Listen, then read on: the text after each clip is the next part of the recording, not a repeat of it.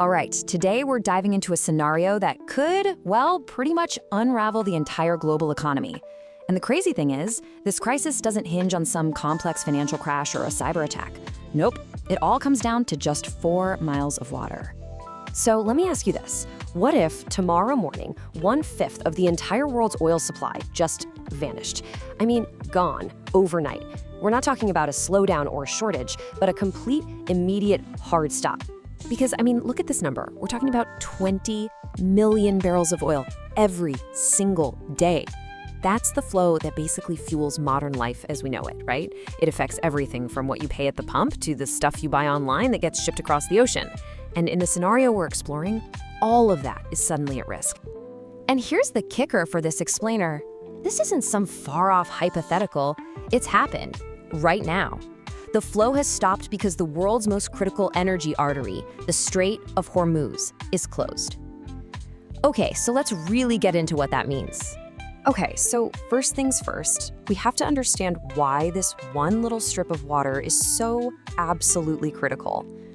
Why isn't there a plan B? A simple workaround?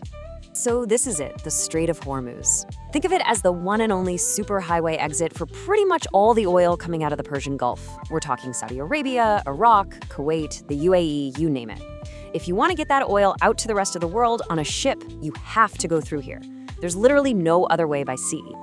And here's where the math just doesn't add up. It's actually pretty brutal. The Straits handles about 20 million barrels a day. The only other option, the backup pipelines in the whole region, can only handle about 7 million barrels, max. You can see the gap right there. It's huge. So this is the key takeaway, right? That massive 13 million barrel a day hole, it just can't be filled. It's not like that oil is sitting somewhere else waiting. There aren't enough strategic reserves. There's no secret stash. If the strait is closed, the world is short 13 million barrels a day. Period. Full stop. All right, so who gets hit first? When a crisis like this erupts, where does that first economic shockwave actually land? Well, the answer is probably not who you're thinking of. The knee-jerk reaction for a lot of us is to think this is mainly an American problem, right? A crisis in the Middle East. But if you actually look at the numbers, the US gets less than 10% of its oil from the Gulf. Europe has also worked hard to find other sources. The real catastrophic domino effect, that's starting somewhere else entirely. The countries that are really on the brink here are in Asia. Just look at these numbers. China gets around 40% of its crude oil through the strait. For South Korea, it's a whopping 70%. And then there's Japan. An absolutely staggering 88% of its Middle Eastern oil comes through this one single choke point. This isn't just a Middle East crisis. It's an Asian economic crisis waiting to happen. And Japan is just the perfect, if terrifying, case study for this. Think about it. They're an island nation with basically zero domestic energy. Their entire massive economy is tied completely to ships safely passing through the Strait of Hormuz. The moment that route closes, a clock starts ticking on their strategic reserves. They've got about 200 days. That's it. Okay, so if the stakes are this high for the global economy, you're probably wondering, why doesn't the US Navy or some other coalition just roll in and force the strait open? Well, the answer is complicated, and it comes down to a really fascinating and kind of chilling military mismatch. See, on one side, you've got the most advanced, high-tech military force on the planet. The US Navy could sink any conventional surface ship in a matter of days. But Iran's whole strategy is built to avoid that fight. It's asymmetric. They rely on something incredibly low-tech, cheap, and horrifyingly effective. Thousands upon thousands of naval mines, which they can scatter using swarms of small, fast boats. And don't think this is just theoretical. This has actually happened.